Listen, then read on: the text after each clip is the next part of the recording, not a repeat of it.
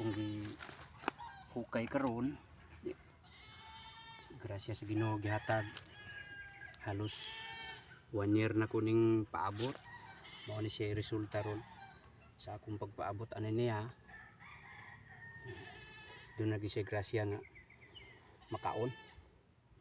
Mga kaamiguhan ako mga pobre, bisag dili mga pobre, pareha man tam kamo mukaon aning sa gibun-una, munisip sa gibun-on nga muni gitawag nga puti ni siya nga ube, pero ang ngalan diri nako diri sa pagkuan ako ani sigon sa ko nahibaw-an, ube nga balyakagon.